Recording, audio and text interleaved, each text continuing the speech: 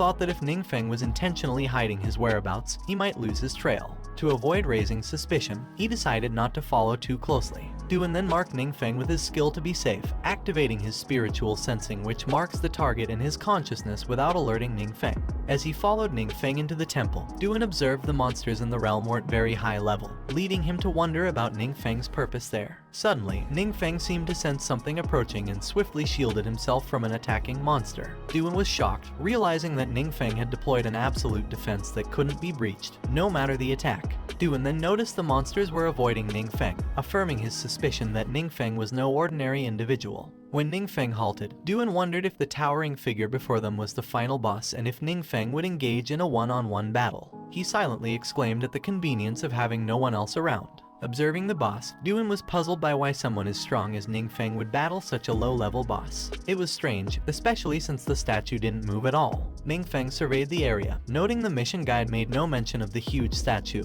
which was trembling with fear, trying hard to remain still. He entered the room and loudly declared that it should be there. Then, he observed a colossal statue, an angel, floating in the sky. The faceless boss revealed its glowing eyes and flew away, leaving Ningfeng astonished. He looked up, questioning why it fled, while Duan, hidden behind him, wondered in shock if it could be a rare hidden boss and how Ningfeng had come to know about it. The system informed Ningfeng that his mission was the all-series Mage First Turn mission. The prerequisites were to enter the Realm of Glory Temple, obtain the mission item, the Holy Emblem, and defeat the temple's hidden boss, the Six-Winged Angel. Ningfeng smiled as he approached the angel, satisfied that it was truly an S-rank mission, and pondered who could handle it if it were an average first turn. The angel, proclaiming its fear, shouted that it was too scary and questioned where else it could flee within its own realm. As it hurriedly tried to fly away, a formidable thunderstorm gathered above the temple. Despite its fear, the angel didn't hesitate to ascend, attempting to escape Ningfeng's presence. Ningfeng raised his open palm upwards, activating his Thunderfall descent skill, which could summon a massive thunderstorm, calling down the power of the heavens. A huge eye materialized in the sky, unleashing a powerful thunderbolt that struck the fleeing angel, causing it to slowly disintegrate into ashes. The thunder also turned the temple into ash, and Duan was on the ground, fearing what he had witnessed. Duan couldn't believe it because he had never seen that kind of world-destroying magic before. Duan knew that the strength of Ningfeng was definitely above his master's, making him wonder if Ningfeng could be the rumored 8-turn powerhouse. On the other hand, Ningfeng sighed, thinking that before completing the first turn, his level couldn't increase any further. He noticed that he had accumulated many experience points, which were simply a waste to him. However, he decided to forget about it because, with the emblem in his hand, he would go back and complete the mission. The emblem was the Holy Emblem, consumable, of orange quality, and it could permanently increase spiritual attributes by 8 and the recovery effect by 100%. He then took out his teleport scroll to go back, but Duan rushed to him and called him Big Shot to tell him to wait a moment. He was stunned in horror upon hearing Duan and wondered when Duan had come and if he had seen it. Duan noticed that Ningfeng's expression looked very unhappy, so Duan told him not to be angry and that he could explain. Then they heard a loud noise, and Ningfeng noticed that it was the alarm. So, he told Duan that they should leave there first, and they could talk outside, to which Duan replied that he got it. When they were out of the Temple of Radiance and settled in a quiet place, Ningfeng asked Duan if he meant he had been following him all that way. Duan apologized to him and explained that he didn't mean anything else because he just wanted to confirm. After all, Ningfeng looked very young, and if Duan hadn't seen it with his own eyes, he wouldn't have believed it. Duan then told him that even though his master, as strong as he was, had paid with his life back then, his master could only temporarily seal the invading realm and let that traitor escape. Over the years, that traitor had been using humans as sacrificial offerings, trying to break the seal, and Duan had been chasing that man for a long time. But without success. Ningfeng knew that Duan was a 4th-turn powerhouse and thought that if Duan hadn't revealed himself, he wouldn't have noticed at all. But he knew that in the end, it was because his level was too low, and at that rate, exposure was just a matter of time. Duan was in horror when he noticed that Ningfeng suddenly fell silent and wondered if Ningfeng could be planning to silence him to cover his tracks. Duan then told him that he really appreciated him avenging his master, so if he ever needed anything in the future, he should let him know. Ningfeng knew that Duan's level was not low and Duan was a lone wolf, so if he could establish a good relationship with Duan, he guessed it would be useful. He then told Duan that he didn't want anyone else besides him to know about today's matter, and Duan confidently replied that he could rest assured that he would keep that secret. Duan knows that Ningfeng's magic carries a strong dark power, but it does not harm the innocent. Moreover, Ningfeng repelled the realm invasion and saved the entire city. So, no matter the reason, Duan knows that Ningfeng deserves his respect. They then walk to leave, with Duan looking at Ningfeng and deciding to settle down in Kinyu City since he has nowhere else to go. Suddenly, his phone rang, and when he answered it, it was his teacher, Kai Y. Kai Y asked him where he was and if he needed anything because she was out of town and getting ready to come back. She also tells him that there is something she'd like to ask him about and they can talk when she gets back. He agreed and ended the call, wondering why Kai Y suddenly called him. Meanwhile, in some rooms, Quang Lan asks Kai Y how it went, and Kai Y replies that from the tone of the conversation, it doesn't seem like there is anything wrong and Ningfeng is already preparing to come back. Quang Lan tells her that Ningfeng, a student who just awakened a few days ago, suddenly reached the level of the first turn, and if it wasn't for the timely investigation, it might have been overlooked. She tells Quang Lan that Ningfeng has a good character and studies diligently, so she believes Ningfeng is not a bad person. Quang Lan tells her that she didn't say Ningfeng was a bad person, but some things need to be clarified. Later, in the meeting room, a man tells everyone that the preliminary situation is as it is, and they will continue to follow up, but they also hope to attract the attention of the superiors. An old man asks if there is anything else, which Quang Lan nods to and asks everyone if it is possible that the 2 destructive spells in Kinyu City were caused by mutants. The 3 men become silent for a moment, and the old man asks her how she could ask such a question if she is a mutant herself. The old man explained to her that mutants use dark power and the brain needs to bear corresponding costs. The more powerful the mutant, the greater the costs they bear, making them consume their life, lose sanity, and even turn into new monsters themselves. The old man also tells her that even the most ordinary costs, if one is not careful, can lead a mutant to an irrecoverable end, and a mutant is equivalent to a king-level threat that simply cannot exist. The man called her his old classmate and told her that she was getting more and more confused. He also told her that he admired her imagination regarding the king-level mutant and that if she liked making up stories so much, she might as well become a screenwriter. However, she responded that she was just considering all possibilities, so whether he listens or not was up to him. The man, clearly annoyed, told her that she was still trying to argue and that they were just incompetent and couldn't find out anything.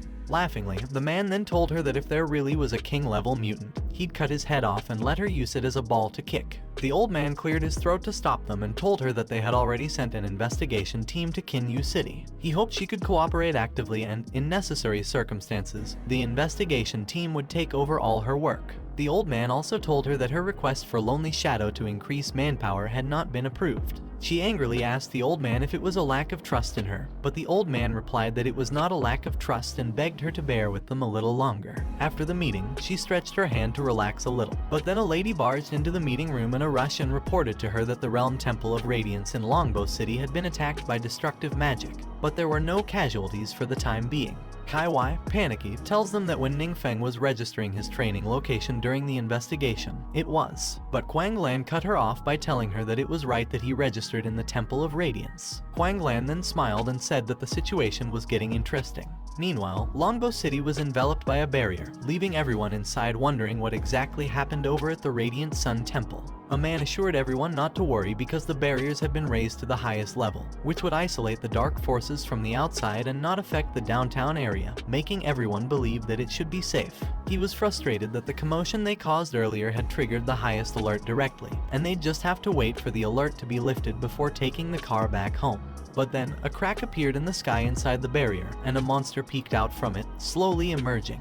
The huge monster noticed a magic barrier in front of them and questioned why it was being opened, but decided to dismiss it, thinking humans are so fragile for always hiding behind their turtle shells. A swarm of monsters then came out of the crack, with the leader teasingly saying that it was too bad for the humans because those things couldn't stop them anymore. The monster leader then pointed to the barrier and ordered his monster minions to attack. The barrier allowed the minions a way to fly through, leaving everyone confused. The man who had been reassuring the people looked up, wondering what those creatures were, and they were all shocked to realize that they were monsters. A guard, panicked, asked why monsters were breaking through the barrier, but the man noticed that the barrier wasn't damaged, making them wonder how the monsters got in.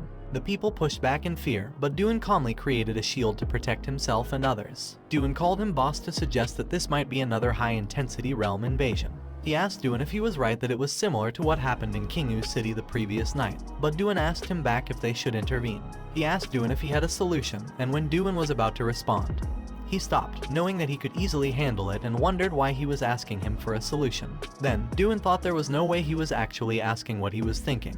He was clearly testing him. Doon then stretched his neck while telling him that he understands and he should leave it to him, leaving him confused. But he realized that there were so many people around, and it was not convenient for him to intervene, so he thought he should let Doon handle it and replied, "Okay." The leader monster landed on the ground, shocking everyone. The monster teasingly laughed as one of the guards released his arrows while shouting that the leader monster was dead. However, the leader monster easily blocked them with his sword. Another guard appeared behind the leader monster to attack. But with a swift backswing of his sword, the leader monster instantly killed the guard. In horror, the guard questioned how it was possible, shouting that they couldn't even touch him. The leader monster, piercing his sword into the ground and dragging it as he walked, expressed disappointment, thinking there would be some strong humans to challenge him.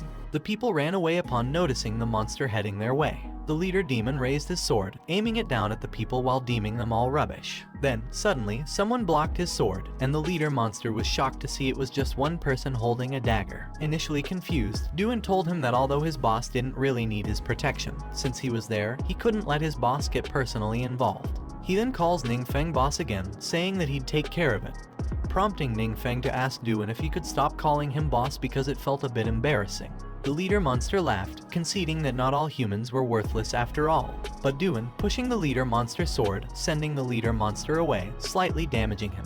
Before the monster could regain his composure, he was shocked to find Doon in front of him with daggers. Doon then easily slashed the leader monster into pieces within seconds, leaving the onlookers in disbelief. They questioned the level of Doon's strength as the monster stood no chance, and exclaimed that Doon possessed considerable skills, likely indicative of a high star hidden class. Doon walked back to Ningfeng while the leader monster exploded into pieces behind him. Doon, a level 137 legendary martial artist, represents a 5-star hidden class. Ningfeng, incredibly amazed by Doon's combat prowess, calmly informed Doon that there was something else there. The monsters rushed back to the portal, realizing that their leader was killed, and the archers began to strike back, now confident they could handle the smaller monsters. Doon asked him if he needed to do anything else, but he just gave Doon a thumbs up and told him that he had done great. The people couldn't believe that a formidable fighter like Doon showed such respect to a young man, making them wonder how powerful the young man was and if he could be the son of some prominent family, traveling with guards for experience. Doon then showed the loot dropped by the leader monster and gave it to him.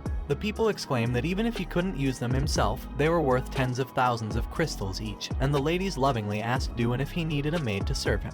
He saw that one item was a big golden charm named Chasing Red, which he thought was an agility skill book perfect for Wang Yu. The other item was Dark Shield, and he told Doon that they would sell the shield for money later. A warrior, being helped by a priest, called them two mighty warriors and asked if they could have a word with them, which they agreed to. A moment later, the mayor of the city respectfully thanked them for intervening and saving Longbow City. The man then introduced himself as Kai Dongming, the mayor of Longbow City, and noted that they seemed unfamiliar and not like locals. He replied that they were originally there on business but had been stuck there and couldn't leave for now. He then inquired if Kai Dongming had any idea why they were there. Kai Dongming, visibly afraid, replied no and asked if it was because they had triggered the highest alert. Kai Dongming then apologized, admitting that it was their fault for causing such inconvenience. He quickly clarified that it was not their fault, knowing he was the one who had caused it. Kai Dongming then ordered his man to fetch the flight scroll they had just bought and offered it as an apology, which the man agrees to. He was surprised upon hearing this, knowing that the flight scroll was a rare find in those parts, and although it was single use, it made short distance travel convenient and fast. Kai Dongming mentioned they had an unpleasant request due to the chaos lately and asked if they could stay in Longbow City for a few days because, as they saw, their defense forces were indeed a bit thin. He apologized to Kai Dongming, explaining that his schedule was tight and he might not be able to fulfill his request. The truth was his class transformation only had 3 days left, and if delayed, the first transformation would never be completed.